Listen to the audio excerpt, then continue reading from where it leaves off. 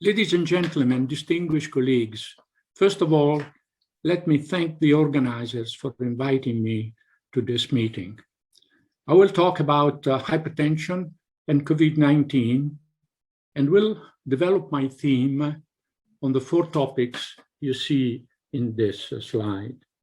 The first being the relationship between hypertension and the risk of having the COVID-19 infection.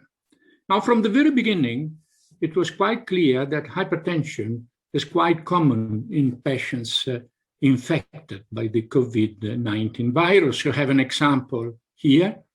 Out of more than 2,500 patients with the COVID-19 infection, almost 44% of them had hypertension. And there have been many other studies, and you can imagine, on the prevalence of hypertension in COVID-19 infected people with very variable results. In some studies, the prevalence of hypertension was very small, 6.5%, for example. In other studies, it was larger. And you see, for example, in this study, hypertensive patients were 57% of the total number of patients with the COVID-19 infection. Age was quite different in different studies, and this is a complicating factor in the interpretation of the data. And I believe that the fair conclusion is that we still do not know whether the coexistence between COVID-19 infection and hypertension is just due to the fact that these are 2 very common conditions, particularly in the elderly, or there is a closer cause-effect relationship between an elevated blood pressure and the risk of having the infection. On the second point, whether hypertension has something to do with the severity of the COVID-19 infection, data are much more consistent. You see, for example, again, in the database I showed you before, that in patients with severe COVID-19 infection, that is, those dying or those going to the intensive care, well, 2/3 of them had indeed hypertension. And you can see from several studies, there are many other studies, it's impossible to put all of them in a single table, that without any exception, more severe infection by COVID-19 of hypertension. And this is a very recent study presented at the meeting of the European Society of Hypertension and the European and the International Society of Hypertension in April. Out of a large number of patients with COVID-19 infection who died because of the infection, 51% did have an elevated blood pressure. Now, the problem, of course, is why hypertension increases the risk of having a severe or lethal COVID-19 infection. I think there are several possibilities, but one of them, which I think has a good chance of being true, is that hypertension is characterized by a very high number of subclinical organ damage of a variety of organs: cardiac, renal, cerebral, and vascular damage.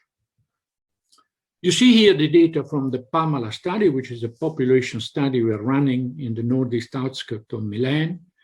And please notice that individuals with hypertension, sustained hypertension, that is a blood pressure elevation in and outside the physician office, 43% of them had subclinical organ damage in the heart and the kidney. And this is an underestimation of the actual number of hypertensive patients having subclinical organ damage, because, for example, hypertensive patients are characterized by a large number of cases in which endothelial function is deteriorated. This is a historical study published many years ago, which showed that the endothelial-dependent vasodilation one can see in normotensive individuals is impaired in hypertensive individuals because secretion of nitric oxide from the endothelial cells is impaired. And we know that COVID-19 has a negative effect on endothelial function, which is the reason why microthrombi develop and thromboembolism is a common event in the COVID-19 infected people. Now, there is a lot of evidence that severe COVID-19 infection is more common in individuals in which there is organ damage, either clinically manifest or subclinical. For example, in this study, the prevalence of individuals which were not cured by the COVID-19, from the COVID-19 infection, was greater in those in which there was a background organ disease, pulmonary disease, renal disease, coronary disease, or heart failure. And this has been found again and again and again in many, many studies. It was also found in the analysis of the Lombardy database. Lombardy is the region in northern Italy where I live, in which, as you can see, people having COVID-19 infection, more than 6,000 people, compared to more than 30,000 age and gender match control. Well, they had a much greater prevalence in the history of hospitalization for cardiovascular disease, respiratory disease, renal disease, or cancer. And when we apply a chronic comorbidity score developed for the Italian population, as you can see, the number of patients with the COVID-19 infection was greater as the comorbidity score increased from 0 to 4.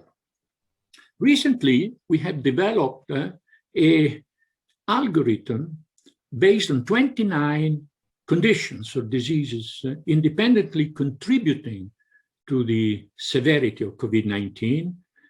And as you can see, these were weighted according to their relationship with the severity of the COVID-19 gene. And you can see that among the 29 conditions, there was also hypertension with a rather important weight.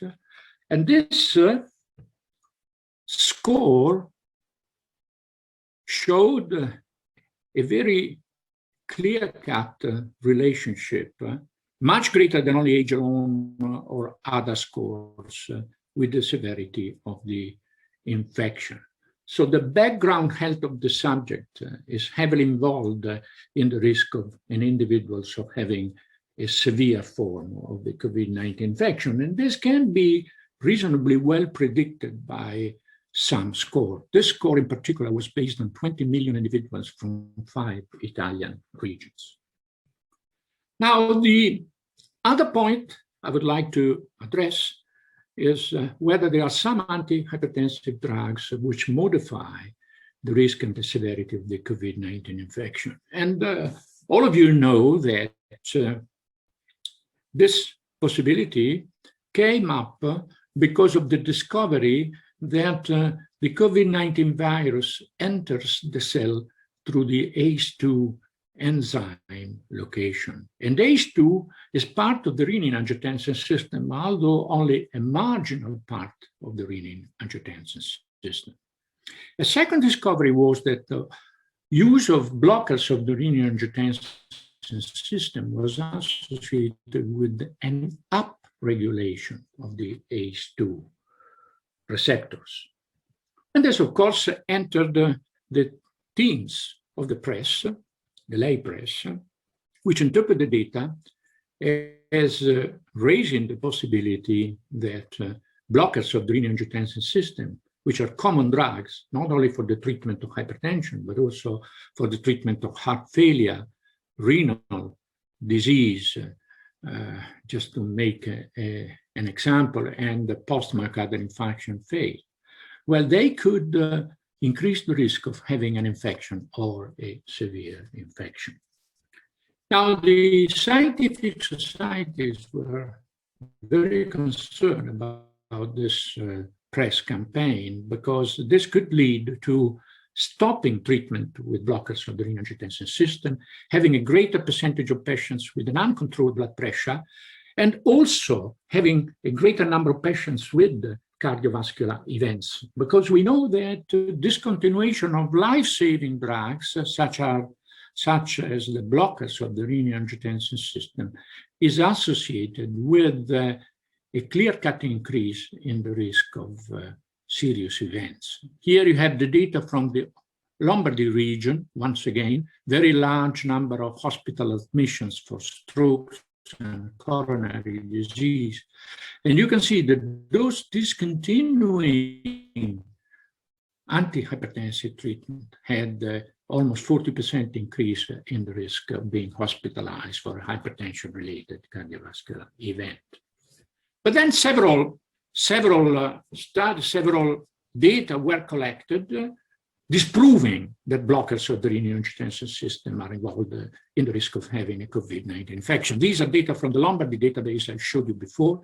And when data were adjusted for a number of potential confounders, as you can see, ACE inhibitors, angiotensin receptor antagonists, or mineralocorticoid receptor antagonists did not show any significant risk, either an increase or a reduction of being related to the risk of having an infection with the COVID-19 patients. And this was the case also for other major antihypertensive drugs, such as calcium channel blockers, beta blockers, and thiazide-like diuretics. And it was the case when drugs were used in monotherapy or in combination therapy.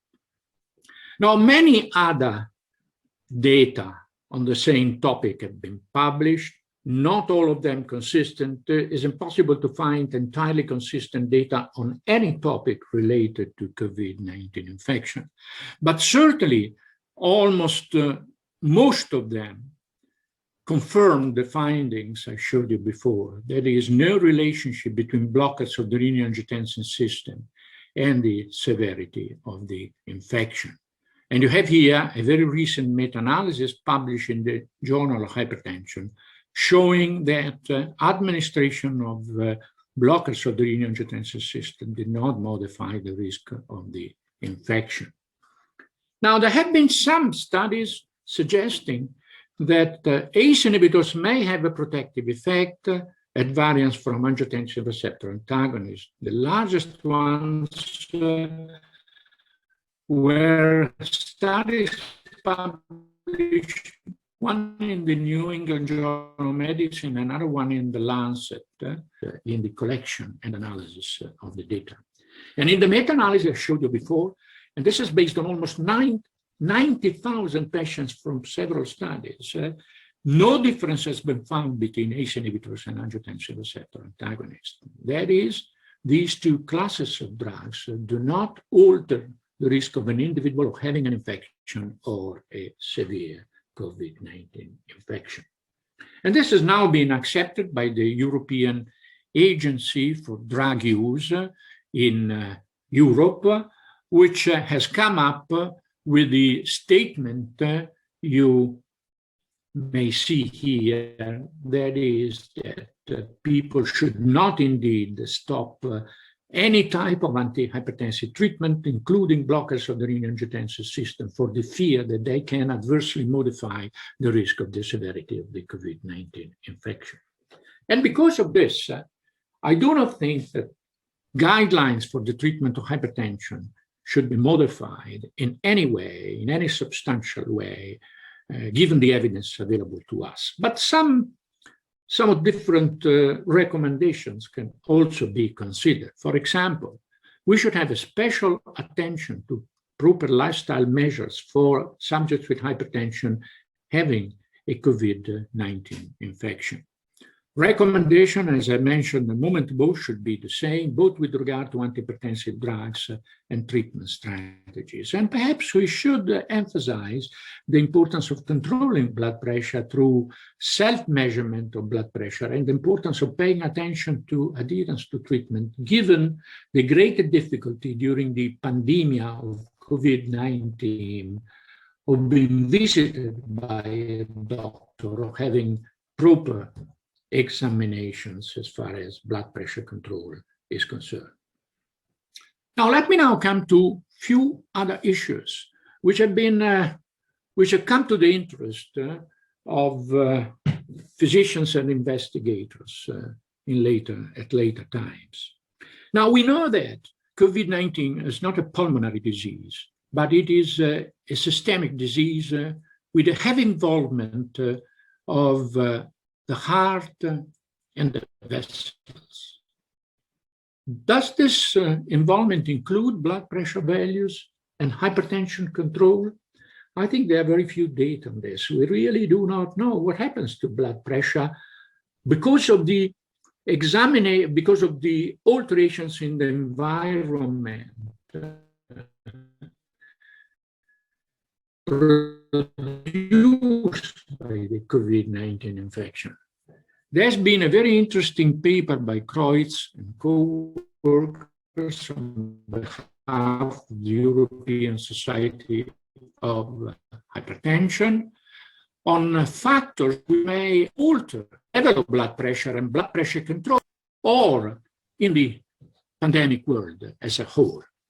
You can see that there are some factors which may favor a reduction of blood pressure.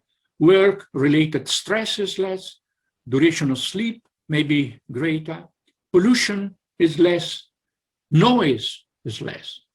But on the other hand, there are several other factors which may increase the blood pressure levels. For example, increase in alcohol consumption during the lockdown, reduction of physical activity, anxiety, psychological stress, reduction in sleep quality, depression, and perhaps also reduced adherence to treatment, although on the single factor evidence is very, very limited. And there are factors related to the physician behavior because, of course, the difficulty of visiting patients may increase therapeutic inertia and may, of course, reduce the chance of changes in treatment if the doctor notices an alteration of blood pressure control. And there are very few data on what happens to blood pressure in people during the COVID-19 infection. Just to give you an example, one of the few trials randomized to blockers of the renin-angiotensin system or controls is the BRACE Corona study on limited number of hypertensive patients, about 600. And you can see that the study was negative. That is, even in this study, those continuing to take blockers of the renin-angiotensin system did not have a different outcome as compared to those randomized to take no blockers of the renin-angiotensin system. Well, believe it or not, in this study, information on what was the blood pressure level during the treatment period in these COVID-19 infected people was not available. So we're still not clear, despite the very interesting review of the factors potentially involved, we still do not know whether control of blood pressure or blood pressure levels are modified during the COVID-19 infection. But what we know for sure is that COVID-19 and in particular the lockdown for cardiovascular disease and also for hypertension. Now, this is data from different parts of the world showing diagnostic testing, how it was reduced during the lockdown pandemic. You can see from all the data pooled that there was a 2/3 reduction in the diagnostic testing for cardiovascular disease worldwide. And these data from huge number of countries and a huge number of centers. And this extends to hypertension. This is a slide taken from an interview of the excellent centers of the European Society of Hypertension. And what was asked was what happened to the activity of these centers. And you can see that most of them had to shut down during the lockdown for months. there was a 90% reduction in the afferents of the hypertensive patients. And indeed, 30% of them stopped blockers of the renin-angiotensin system because of the fear that they could interfere negatively with the risk of infection or the severity of the infection. Now, recently, we have calculated some data. There's still preliminary data, which I would like to show you, not yet published, comparing the availability of antihypertensive agents in the first 7-8 months of 2020, that is during the COVID infection, compared to an equal time the year before, 2019. And I would like you to notice that the availability of antihypertensive drugs has been dramatically reduced during the COVID-19 infected period. And also the chance of having a cardiology visit of an echocardiogram for hypertensive patients has been dramatically less in 22 compared to 29. You can see that the number of patients having cardiology visit over the year, of course, increased progressively from the January to September. And the increase has been much less in 1920 because of the COVID-19 infection. And the chance of having the first cardiology visit or the first echocardiogram during the 1920 has dramatically striking decrease during the first wave of the infection in 1920 compared to the previous year. And then we have a final point to take into account on which data are accumulating. That is the fact that the cardiovascular and perhaps also the blood pressure effects of COVID-19, the adverse effects on cardiovascular disease and blood pressure or blood pressure control may be long-lasting. We may have long-lasting sequelae of the infection. We are learning more and more on this. And so many more data will probably be available in the next months. But certainly, from what it is already published in the literature, the possibility exists that these sequelae involve all organs, including the heart, including the kidney, including blood pressure, including heart rate, including arrhythmias, and so forth. They can be also long-lasting, or at least last much longer than what we believe. Thank you very much for your kind attention.